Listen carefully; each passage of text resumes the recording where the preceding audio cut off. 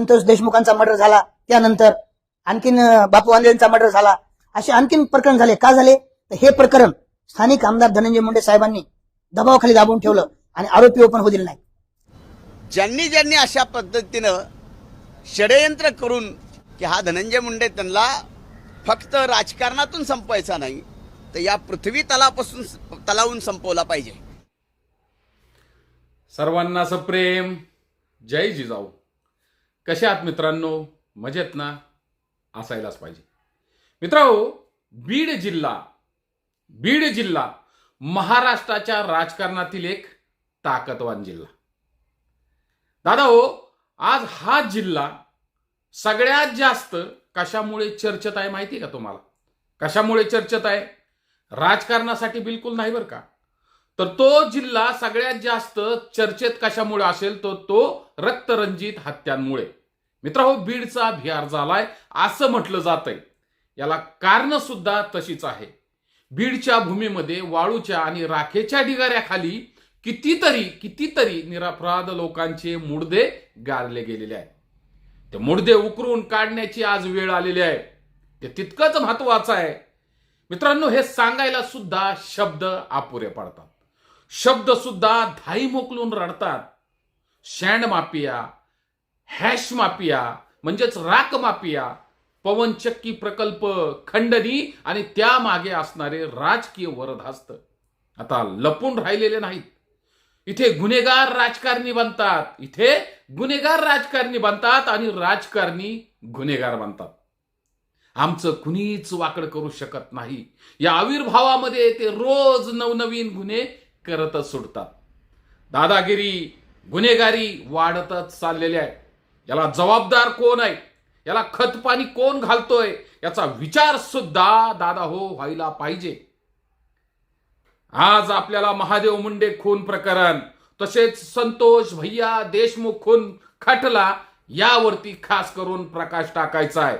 या मागचा खरा चेहरा कोण आहे? सूत्रधार कोण आहे? मास्टर माइंड कोण आहे? याच विषयावरती आपल्याला आज खास करून या व्हिडिओमध्ये चर्चा करायची आहे, बोलायचं आहे.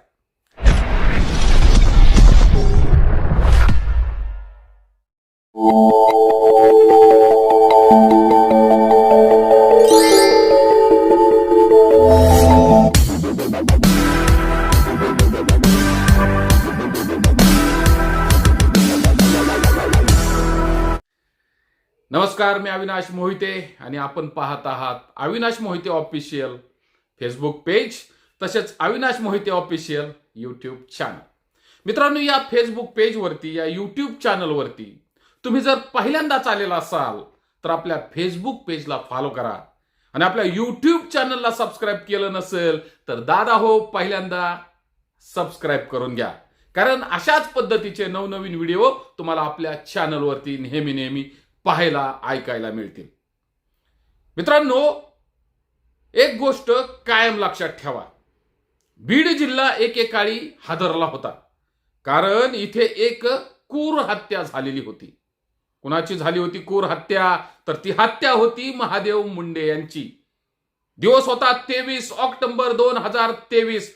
परळी वैजनाथ तालुक्यामध्ये आरोपींनी केवळ खून केलेला नव्हता तर त्यांच्या शरीराचे लचके तोडलेले होते. त्यांच्या शरीराचा मांसाचा तुकडा काढून नेलेला होता. दादा हो, ही अमानुष हत्या पाहून बीड शहरामध्ये भीतीचा वातावरण निर्माण झालं होतं. संतापाचा आगडोंब उसळलेला होता. मग प्रश्न असा निर्माण होतो की इतकी क्रूर हत्या कुणाच्या सांगण्यावरून झालेली असेल? मित्रहो, आरोप तर थेट धनंजय मुंडे यांच्यावरती केले जातात. का? लोक रस्त्यावरती ओरडत सुटलेले आहेत. आपसा चर्चा करतात, कुजबूज करतात की या खून खटल्या मागे, या हत्या मागे नामदार धनंजय मुंडे यांचा हात आहे. होय, असं बोललं जातंय. मी नाही बोलत, लोक बोलतात. आणि हे आरोप विनाकारण नाहीत बरं का. कारण बीडमध्ये असे अनेक खून राजकीय संरक्षणामुळे, पाठराखण केल्यामुळे, वरदहस्तामुळे झालेले आहेत. अजून किती दिवस आरोपींची पाठराखण करणार आहात? हा थेट प्रश्न आहे माझा तिथल्या जनतेला. दादा महादेव मुंडे हा सामान्य माणूस नव्हता. तो सामाजिक कार्यकर्ता होता, त्याची हत्या सामान्य गुन्हा नाही बर का. शरीराचं तुकडे केले, मांस काढून नेलं, ही क्रूरता आहे. हे पाहून मन भदीर होतंय, अंग थरथर कापतं. बीडच्या राखेमध्ये असे असंख्य मुर्दे गाडले गेलेत. होय, सँडमाफी असेल, राख व्यवसाय असेल किंवा पवनचक्की प्रकल्पातून मिळालेली खंडणी असेल, गुन्हेगारांकडे यामुळे बक्कळ पैसा जमा होतो आणि याच साखळीतून याचमुळे खून सुद्धा केले जातात. महादेव मुंडे यांच्या कुटुंबियांनी थेट मीडिया समोर हे आरोप सुद्धा केलेले आहेत की या हत्येमागे सगळ्यात मोठ्या लोकांचा म्हणजे मोठ्या राजकारण्यांचा हात आहे. आणि ते मोठे लोक कोण आहेत? आता सत्य समोर आलंय. सत्य कधीच लपून राहत नाही, हे सुद्धा आपण लक्षात घेतलं पाहिजे. महादेव मुंडे यांचा खून कोणाच्या सांगण्यावरून झाला हे आता लपून राहिलेलं नाही, लपून राहिलेलं नाही. मित्रहो, महादेव मुंडे यांच्या कुटुंबियांनी थेट मागणी केलेली आहे. काय केलेली आहे मागणी? की धनंजय मुंडे यांना महादेव मुंडे यांच्या खुनामध्ये आरोपी करा. आणि हे आरोपी उगाच नाही बर का, हे आरोप उगाच नाही तर त्याच्यात तथ्य सुद्धा दडलेलं आहे. होय, त्याच्या पाठीमागं तथ्य सुद्धा आहे. मित्रांनो, या प्रकरणावर अनेक राजकीय नेत्यांनी आपली भूमिका स्पष्ट केलेली आहे, प्रश्न उपस्थित केलेले आहेत. राष्ट्रवादी काँग्रेस गटाचे म्हणजेच राजाभाऊ फड काय म्हणतात ते बघून घ्या या व्हिडिओच्या माध्यमातून. आरोपींना अटक झाली नाही, कुणाला काही होईल नाही यांच्या दबावामुळे हे आरोपी ताब्यात घेतले नाहीत. त्यामुळे अनेक महाराष्ट्रामध्ये या जिल्ह्यामध्ये गुन्हे झाले. संतोष देशमुखांचा मर्डर झाला, त्यानंतर आणखीन बापू वांदेंचा मर्डर झाला, असे आणखीन प्रकरण झाले. का झाले? तर हे प्रकरण स्थानिक आमदार धनंजय मुंडे साहेबांनी दबावाखाली दाबून ठेवलं आणि आरोपी ओपन होऊ दिले नाहीत. आणि का आरोपी होऊ दिले नाहीत ओपन? तर ते त्यांचा इन्व्हॉल्व त्यामध्ये होता का असा संशय महाराष्ट्राला आणि आम्हाला होता. तर आज ब्रेमॅकिंगच्या चाचण्या झाल्यात 5 लोकांच्या 10 लोकांच्या, जे आरोपी आहेत त्या आरोपामध्ये किंवा त्यांच्या चाचण्यामध्ये असं निदर्शनात आलेली माहिती आमच्याकडे मिळाली की या माग स्थानिक आमदार धनंजय मुंडे साहेबांचा हात आहे किंवा त्यांच्याच म्हणण्यावर महादेव मुंडे यांचा मर्डर झाला. ते काही प्लॉटचे कारण असतील, ते प्लॉट कुणा घेतले, का घेतले, ते कार्यकर्ता कुणाचे आहेत, ते माणसं कुणाचे आहेत, हे सगळं आज जे ज्या 5-10 लोकांच्या 6 लोकांच्या जे ब्रेन मॅपिंग ज्या शेवटच्या चाचण्या झाल्या त्या चाचण्यामध्ये त्या आरोपींनी स्थानिक आमदार धनंजय मुंडे साहेबांचं नाव घेतलंय की आम्ही हे मर्डर स्थानिक आमदार धनंजय मुंडे यांच्या सांगण्यावरूनच केलाय असं त्या चाचण्यामध्ये आलेलं आहे. तरी पण त्या आरोपींना बी अटक केलं नाही. आणि हे जे घडून आणलं स्थानिक आमदारानं, त्यांना पण त्यांची पण काही चौकशी झाली नाही. तर आमचं असं म्हणणं आहे की ज्या ज्या चाचण्या झाल्या, ज्या चाचण्यामध्ये जे आलंय समोर, तो अहवाल महाराष्ट्रासमोर ओपन करावा आणि ज्यांच्या सांगण्यावर हे प्रकरण झालंय किंवा घडिलंय त्यांना 120B खाली पळेचे स्थानिक आमदार धनंजय मुंडे साहेबांना आरोपी करावं, अशी आमची या परिस्थितीत मागणी आहे. राजाभाऊ फड म्हणतात धनंजय मुंडे यांची नार्को टेस्ट करा. काय करा? नार्को टेस्ट करा. आमच्या सांगण्यावरून महादेव मुंडे यांची हत्या झाली असं फड म्हणतात. मी नाही बरं का. काय खरं काय खोटं तपासून पाहिलं पाहिजे का नाही? पाहिलं पाहिजे. मित्रांनो, राजाभाऊ फड हे विनाकारण बोलत नाहीत, आरोप करत नाहीत. त्यांच्याकडे त्याबाबत पुरावे आहेत. तपासही तसंच सांगतो, आरोपांमध्ये तथ्य नसतं तर लोक रस्त्यावर उतरली असती का? महादेव मुंडे यांच्या पत्नी ज्ञानेश्वरी मुंडे ताई यांनी स्वतः आंतरवली सराटीला गेल्या आणि मनोजदादा जरांगे पाटलांना भेटल्या. होय, जरांगे पाटलांना भेटल्या आणि त्यांनी त्यांच्याकडे मागणी केली, पाटील माझ्या नवऱ्याचा खून झालाय, मला न्याय द्या, मला न्याय द्या, मला न्याय द्या. जरांगे पाटलांनी सुद्धा शब्द दिला, लवकरच तुम्हाला न्याय मिळवून दिला जाईल. खुनाच्या तळात जाऊ, आरोपींना शिक्षा झाल्याशिवाय आम्ही गप्प बसणार नाही. जरांगे पाटलांचा शब्द आहे. मित्रांनो, बीडमध्ये जातीचं राजकारण मोठ्या प्रमाणात सुरू आहे. मराठा ओबीसी समाजामध्ये भांडणं लागलेली आहेत. हा सारा खटाटोप आपल्या जातीच्या नेत्याला वाचवण्यासाठी केला जातोय का, हा प्रश्न सध्या निर्माण झाला. मित्रांनो, गुन्हेगारांना पाठीशी घालणं हे कितपत योग्य आहे याचा सुद्धा विचार त्या जनतेनं केला पाहिजे. आपसात भांडणं लावणं हेच राजकीय लोकांचं काम असतं. अहो, हे मेलेल्या मुर्द्याच्या टाळूवरची लोणी खाणारी जमात आहे. प्रत्येक गोष्टीमध्ये जात शोधली जाते, राजकारण आणलं जातंय. तुम्हाला काय वाटतंय? तुमचं मत, होय तुमचं मत कमेंट बॉक्समध्ये व्यक्त करायला विसरू नका. मित्रांनो, याच काळामध्ये दुसरी क्रूर हत्या झाली. कुणाची म्हणून काय विचारता? तारीख होती 9 डिसेंबर 2024. मसाजोग गावचे सरपंच संतोष भैया देशमुख यांची निर्गुण हत्या झाली. पवनचक्की कंपनीकडून 2 कोटींची खंडणी मागितली गेली आणि यातूनच एका दलित युवकाला मारहाण करण्यात आली. ही घटना रोखण्यासाठी सरपंच संतोष भैया देशमुख उभे राहिले, मध्ये आले. म्हणून त्या घटनेचा राग मनात धरून त्यांचा काटा काढण्यात आला, त्यांना ठार मारण्यात आलं. खरंय का खोटाय? बीडची जनता अजून हे घटना विसरलेली नाही. पहिल्यांदा त्यांचं अपहरण केलं, नंतर त्यांच्यावरती असंख्य चाकूने वार करण्यात आले, लाठ्या काट्यांनी अमानुष मारहाण करण्यात आली. कित्येक तास मारत होते. एवढंच काय, पण त्यांच्या शरीराची विटंबना सुद्धा करण्यात आली. होय, विटंबना सुद्धा झाली. या हत्येचा आनंद लुटण्यात आला. आरोपींनी या घटनेचे व्हिडिओ शूटिंग सुद्धा केलेलं आहे. त्या घटनेचा थोडा सुद्धा पश्चाताप या लोकांना झालेला नाही. काही आरोपी अटक आहेत, तर काही अजून मोकाट आहेत, फरार आहेत. मुख्य सूत्रधार अजूनही नामा निराळाच आहे. होय, मुख्य सूत्रधार षड्यंत्रकारी नामा निराळाच आहे. सरपंच संतोष देशमुख यांच्या खुनातील मुख्य आरोपी वाल्मिक कराड. यासाठी धनंजय मुंडे यांचा तो 30 वर्षापासूनचा निकटवर्ती आहे, त्यांचा उजवा हात आहे. बीड जिल्ह्यातील धनंजय मुंडे यांची सर्व राजकीय कामे वाल्मिक कराड हाच करत होता. प्रत्येक गोष्टीमध्ये त्याचा हस्तक्षेप होता की नव्हता? पोलीस प्रशासनावरती त्याची पकड आहे, त्यामुळे त्याच्यावरती एकही आरोप आतापर्यंत सिद्ध होऊ शकलेला नाही. त्याला अटक का होत नव्हती? कारण त्याच्या पाठीमागं धनंजय मुंडे यांचा राजकीय वरदहस्त होता. सरपंच संतोष देशमुख यांच्या भावानं आरोप केलेला आहे की खंडणी धनंजय मुंडे यांच्या सांगण्यावरूनच मागितली गेलेली आहे. संतोष देशमुख यांच्या हत्येवेळी जो व्हिडिओ कॉल केला गेला, तो सुद्धा कॉल धनंजय मुंडे यांनाच करण्यात आलेला होता. लक्षात ठेवा, CID खून खटल्यामध्ये चार्जशीट 1400 ते 1800 पानांची कोर्टात दाखल केलेली आहे. या खुन्यात वाल्मिक कराड हाच मास्टर माइंड ठरवला गेलेला आहे. आरोपींना मोकोका लावण्यात आलेला आहे. या प्रकरणामुळे धनंजय मुंडे यांना 4 मार्च 2025 रोजी राजीनामा सुद्धा द्यावा लागलेला आहे. पण तरीही ते म्हणतात, मला राजकारणातून नव्हे तर पृथ्वी तलावरून संपवण्याचा कट आखला जातोय. वा रे वा, चोरती चोरण वर शिरजोर. मित्रांनो, पोलिसांची भूमिका सुद्धा संशयास्पद आहे. स्थानिक लोक ओरडत आहेत, काही पुरावे जाणून बुजून दुर्लक्षित केले गेलेले आहेत. काही लोकांना जाणीवपूर्वक वाचवलं जातंय.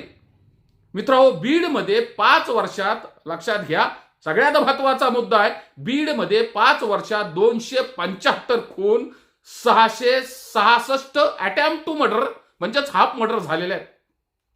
मग बीडचा बिहार झालं असं म्हटलं तर वावग का ठरतंय? या प्रकरणांमध्ये शिक्षा लागण्यासाठी दिरंगाई का केली जात आहे? आरोपींना पाठीशी कोण घालत आहे? हा मुद्दा सुद्धा संशोधनाचा विषय बनलेला आहे. पोलिसांवरती राजकीय दबाव आहे का? हे सत्य सुद्धा तपासून पाहिलं पाहिजे. SIT CID चौकशी सुरू झाली, पण काही लोक म्हणतात राजकीय हस्तक्षेपामुळे निष्पक्ष तपासणी झालेली नाही. मित्रांनो, दुसरीकडे सर्व आरोपांवर धनंजय मुंडे यांनी सुद्धा प्रतिक्रिया दिलेली आहे. काय म्हणतात धनंजय मुंडे? ऐका या व्हिडिओच्या माध्यमातून. की हा धनंजय मुंडे त्यांना फक्त राजकारणातून संपवायचा नाही, तर या पृथ्वी तलावून संपवला पाहिजे. अशा पद्धतीनं आपल्याला आठवत असेल, आपल्यापैकी अनेक जण असेल, की ज्या वेळेस मी राज्याचा विरोधी पक्ष नेता होतो, शेतकऱ्यासाठी, शेतमजुरासाठी, शेतकऱ्यांच्या शेतीमालासाठी या सभागृहामध्ये 8-8 दिवस सभागृह चालू दिलं नाही. कर्जमाफीसाठी 8-8 दिवस सभागृह चालू दिलं नाही. नरड्यातून रक्त पडेपर्यंत हाच धनंजय मुंडे विरोधी पक्ष नेता असताना वरच्या सभागृहामध्ये शेतकऱ्यांसाठी लढला, रक्त ओकलं. सलग 8 दिवस विधान परिषदेचा सभागृह मराठा आरक्षण मिळावं म्हणून मी या ठिकाणी 8 दिवस बंद केलं. मला राजकारणातून नाही तर पृथ्वीवरून संपवण्याचा कट रचला जातोय. वा वा वा वा वा वा. बीडला बदनाम केलं जातंय. अरे वा वा वा वा. हे बरं आहे. अरे चोर तर चोर आणि वर शिरचोर. मित्रांनो, संतोष देशमुख खून खटल्यामध्ये SIT CBI तपास पूर्ण झाला, तरी निकाल का अजून लागला नाही? शिक्षा आरोपींना का दिली जात नाही? अजून किती दिवस हे असंच चालणार आहे? या खून खटल्यामध्ये आरोपींना कोणती शिक्षा झाली पाहिजे? तुम्हाला काय वाटतंय? तुमचं मत कमेंट बॉक्समध्ये व्यक्त करायला विसरू नका. मित्रांनो, बीडमध्ये मराठा आरक्षण, OBC आरक्षण यावरून वातावरण तापलेलं आहे. प्रत्येक जण आपल्या जातीच्या नेत्याचा बचाव करतोय. पण दादा हो, गुन्हेगाराला वाचवणं हे कितपत योग्य आहे? गुन्हेगार हा शेवटी गुन्हेगाराचा असतो, लक्षात ठेवा. गुन्हेगाराला कुठलीही जात नसते. जातीच्या नावावर गुन्हेगारांना पाठीशी घालणं हे थांबायला पाहिजे की नको? उत्तर द्यायचंय जनतेने. गुन्हेगार कोणत्या जातीचा असो, पक्षाचा असो, गुन्हा केला तर शिक्षा ही झालीच पाहिजे. मित्रांनो, लोकशाहीमध्ये कायद्यापेक्षा मोठा कुणीही नाही. नाहीतर बीडची राख आणि वाळू आणखीनच प्रेतांच्या ढिगाऱ्याखाली दबली जाईल. असे गंभीर गुन्हे घडतच राहतील आणि गुन्हेगार मोकाट सुटतच राहतील, फिरतच राहतील. म्हणूनही दादा हो, अजून वेळ गेलेली नाही. सावध राहा, विचार करा. विचार करण्याची वेळ आलेली आहे. गुन्हेगारांना शासन झालंच पाहिजे, आरोपींना शिक्षा झालीच पाहिजे. देशमुख असतील, मुंडे असतील, फॅमिलीला न्याय मिळालाच पाहिजे. मित्रांनो, पवनचक्की प्रकल्प, राख व्यवसाय, वाळू माफिया यातून खंडणी, काळा पैसा मोठ्या प्रमाणात जमा केला जातोय.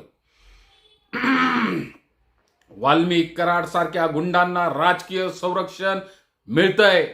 याच काळ्या पैशामुळे, लक्षात ठेवा, याच काळ्या पैशामुळे गुन्हेगारी टोळ्या सोकवलेल्या आहेत. रोज नवीन नवीन गुन्हेगार तयार होत आहेत आणि त्यातूनच हत्या, दहशत, खंडणी, बलात्कार, दरोडे, रोज नवीन नवीन गुन्हेगार उदयास येऊन हे गुन्हे घडतात आहेत. खरंय का खोटं आहे? अशा घटना घडतच राहतील. निरपराध लोक मारलेच जातील. बायांची आबरू लुटलीच जाईल. किती बाया आणखी अजून होतच राहतील. कारण आमचं कुणी वाकडच करू शकत नाही, ह्याच आविर्भावामध्ये हे लोक वावरत आहेत. तुम्हाला काय वाटतंय? तुमचं मत कमेंट बॉक्समध्ये व्यक्त करायला विसरू नका. मित्रांनो, गुन्हेगाराला आज वाचवलं तर उद्या तो दुसरा अपराध करायला लगेच तयार होतो, दुसरा जीव घ्यायला लगेच तयार होतो. म्हणून जातीच्या नावावर भावनिक राजकारण करू नका. गुन्हेगारांना पाठीशी घालणं हे कितपत योग्य आहे हे लक्षात ठेवा. हे उद्यासाठी नक्कीच धोकादायक ठरू शकतात. आमचं कुणीच वाकडं करत नाही, आम्हाला कायद्याची भीतीच नाही राहिलेली. या भ्रमात राहणारे राजकीय गुंड आता संपवावेच लागतील. तुम्हाला पाऊल पुढे टाकावंच लागल, तुम्हाला आवाज उठवावाच लागल. या सर्व प्रकरणांची निष्पक्ष, पारदर्शक CBI चौकशी व्हावी. खरा गुन्हेगार जनतेसमोर यावा. त्यांना कठोरातली कठोर शिक्षा व्हावी किंवा झालीच पाहिजे. म्हणून महाराष्ट्राचे गृहमंत्र्यांना, मुख्यमंत्र्यांना या व्हिडिओच्या माध्यमातून विनंती करीत आहोत की तात्काळातल्या तात्काळ आरोपींना शिक्षा करा, या गुन्ह्याची उकल करा, हे गुन्हे रोका. सामान्य जनतेला जगू द्या सामान्य जनतेला.